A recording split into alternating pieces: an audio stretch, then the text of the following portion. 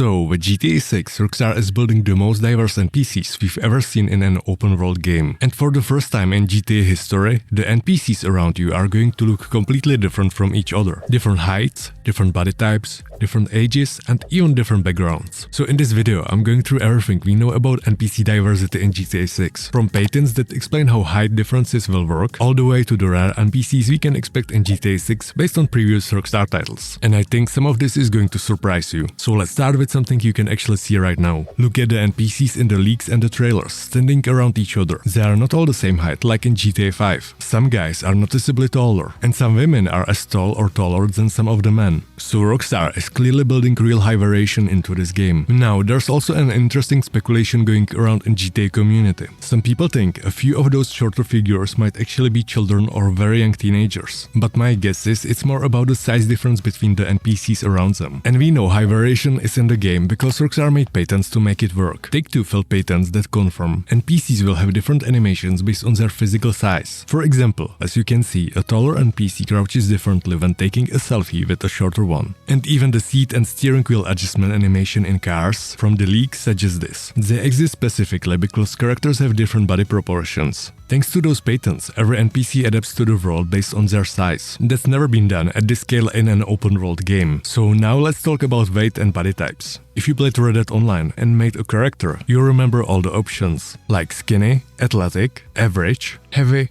or brownie. That was already a solid system, but it looks like GTA 6 is going further on both ends. And based on the trailers and screenshots, we are looking at everything from very lean to genuinely large characters. And not just visually. Look at the trailer shot where a heavy guy is sitting on a motorcycle and the suspension is actually compressing under his weight. The physics react to body mass, so it makes me think it might go even further. If a bigger character like Cal jumps into water, the splash is going to be bigger than if Lucia jumped in, so the world will physically respond to how large your character is. Now here's where it gets interesting for the player. GTA 6 is bringing back a gym system that will let you completely shape your character. You will be able to build muscle, lose fat, or go other direction for fighting. But it seems there will be multiple options for this as well, like less muscular with fat, lean and defined, heavily built and shredded like a bodybuilder, or big and heavy like that brownie build. And what's interesting, this applies to both male and female NPCs. And the weight system also looks more detailed than anything in RDR2. In Red Dead we basically had one notably overweight NPC at the pig farm. In GTA 6, it genuinely looks like you can get to that level yourself if you want to, because Rockstar actually built the physics and systems to support it. Okay, this is the part most people aren't covering. If you played Red Dead 2, you know Rockstar doesn't just fill their world with normal-looking people. They go way further than that. In RDR2, we had dwarves, we had Bertram, a character suffering from microcephaly. There was Banjo player in Butcher Creek with a visibly enlarged thyroid. Gertrude had a cleft lip combined with a mental condition. And we also had multiple big guys. So what does that mean for GTA 6? It means we can almost certainly expect the same or even bigger level of variety. And I will say probably more. Because we already have strong hints in the trailers. That guy on the motorcycle in the screenshots, he has the build of one of those large fighter type characters from RDR2 Saloon Bravos. Or these guys behind Jason in some shots also look very big. And beyond body type anomalies, we can expect NPCs with all kinds of different health conditions and a big variety of them. For example, missing limbs. In RDR2 we had war veterans with missing arms or legs as random NPCs. I'm sure that's coming to GTA 6 too. Then scarring and disfigurement. RDR2 had it on scripted characters. GTA 6 looks like it's pushing this to random NPCs as well. And in big variety. Broken or missing teeth, rotting teeth. That's something we've seen in RDR, so we can expect it in GTA 6 too. Then we will see NPCs under the influence, drunk NPCs, people on drugs, and erratic behavior. We saw this in RDR2, and the leaks and screenshots confirm it's in GTA 6. And we will see mental illness represented through NPC behavior. Rockstar has always done this, and GTA 6 is no different. And then there's the pregnant NPC question. Based on trailer, it looks possible, but given how controversial that will be, my guess is if they are in the game, they will be rare and very scripted, rather than just random NPCs. And we also know NPCs will be using all kinds of different vehicles and props, like pushing shopping carts or riding mobility scooters, maybe even wheelchairs. That one's less certain, but well, don't be surprised given everything Rockstar is building here.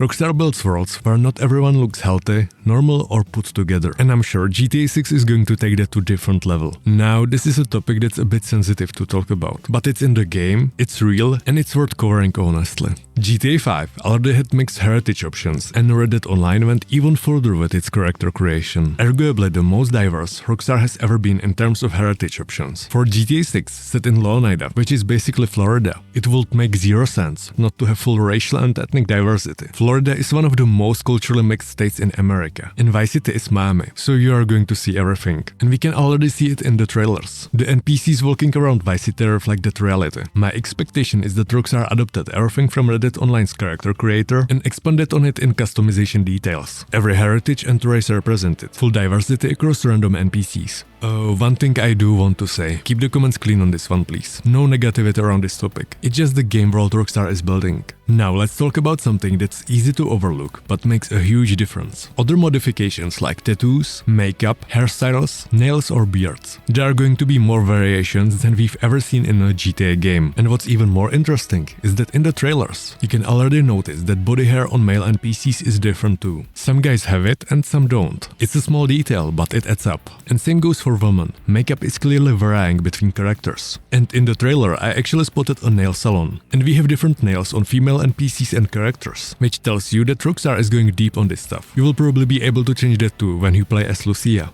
And NPCs will have their own pets. Some carrying them, some walking them on a leash. It's that kind of detail that makes the world feel like people actually live in it. Now, here's something GTA has never really done properly before. In RDR2, almost every random NPC looked like they were between 25 and 50. Maybe a couple of scripted older characters. No real kids or teenagers as random NPCs. And even in GTA 5, the age diversity among random NPCs was pretty limited. Everyone looked roughly the same age. But GTA 6 is changing that completely. For the first time we are looking at genuinely young NPCs. I would say almost older teenager age. All the way up to visibly elderly random characters. Not scripted, just walking around in the world. And Rockstar is tying age to skin condition in a way that hasn't been done before. Think about how people look in real life after years of living rough. People who spend their lives outdoors in poverty, exposed to harsh conditions. Their skin shows it. Leather-like texture, sun damage and weathering. And GTA 6 is modeling this. Skin that shows sun exposure, pigmentation changes and wrinkles that actually reflect how character has lived. And on top of that, in the official GTA 6 artwork, we can already see Jason with a bandaged arm. And if you remember, in RDR2, random NPCs had bandages and visible injuries too. So expect everyday people walking around with signs of their history on their body. Now, NPC diversity in GTA 6 isn't just about how people look, it's also about what they do. We know the game is going to have NPCs representing a massive range of jobs and roles. Bartenders, dancers, police, firefighters, paramedics, influencers, wildlife rangers, security guards, and so on. And that's really just a small example from my head. There are probably so many more jobs, professions and NPC backgrounds that we even know about. Each of these groups is going to look different, dress differently and move differently. A wildlife ranger at Mount Calaga isn't going to walk the same as a club dancer in Vice City.